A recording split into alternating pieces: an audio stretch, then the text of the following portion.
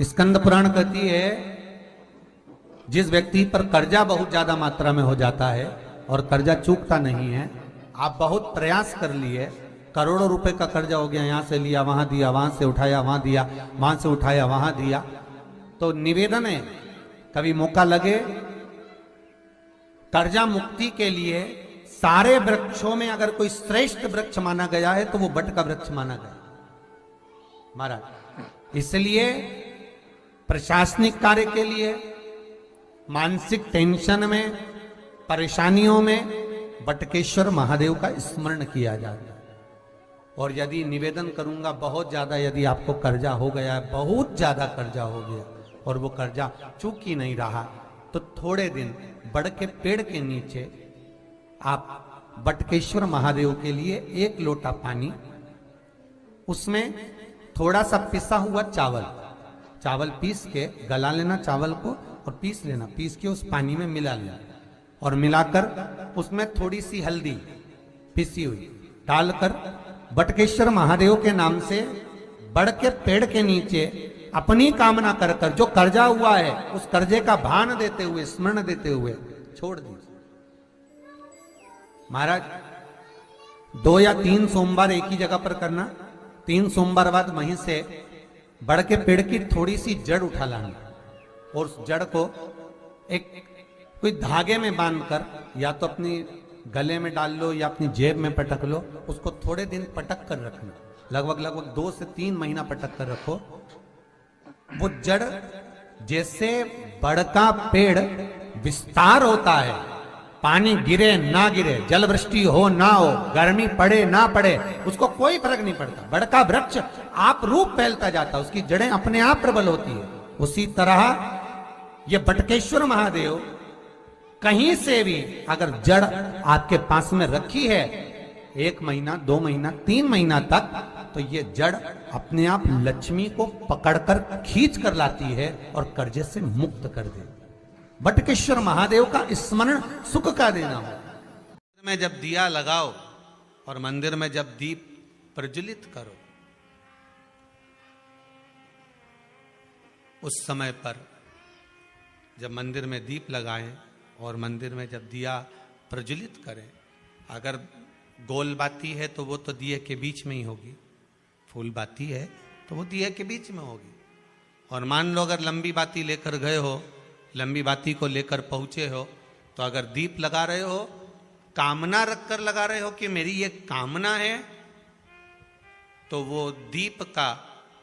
बाती का मुख अपनी ओर रखना, पर कोई कामना नहीं। हम भगवान को केवल इसलिए रिझा रहे हैं कि मेरा भोलेनाथ मेरा भंडार भरे और मेरे घर में सुख समृद्धि दे, तो दीप की बाती का मुख भगवान की ओर होना चाहिए कि हमने तेरे भरोसे पर छोड़ दिया। अब हम किसी से नहीं पूछेंगे कि हमें क्या करना है, ये दीप की जो बाती का मुख है वो आपकी ओर है। अर्थात मेरा जो जीवन है, मेरा जो संपूर्ण परिवार है, मेरा जो कुटुंब है, मेरा जो कबीला है, मैं जिस घर में निवास करती हूं, मैं जिस घर में रहता हूं, उस घर का संपूर्ण कारभार सब तुम्हारे भरोसे पर है। तो बाती का मुख कहां हो गया? भगवान की ओर हो गया। बाती का मुख फिर भगवान की ओर। पर ज्यादातर लोग दिया जो लगाते हैं ना, वो अपनी ओर बाती करके ही लगाते हैं, मतलब इनकी कामना चलती ही रहती है 24 घंटे। कुछ कुछ कामनाएं इनकी जागरूक रहती है,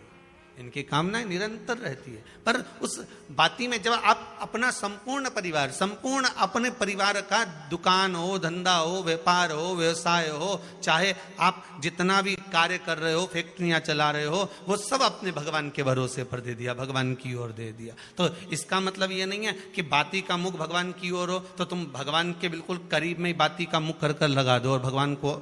मालूम पड़े चोट लग जाए, ऐसा भी नहीं। जब भी दिया लगता है, आप बहुत ध्यान देना महाराज, अगर भगवान जिस स्थान पर बैठे हुए हैं, अगर दिया हमको रखना है, भगवान जहां विराजमान है, दीप जब भी रखा जाता है भगवान के सामने, तो अपन जहां विराजमान है उससे भगवान और अपने बीच में कम से कम 2 बीता की दूरी तो होना ही चाहिए, जिससे भगवान को भी चोट ना लगे, भगवान को भी घात ना लगे।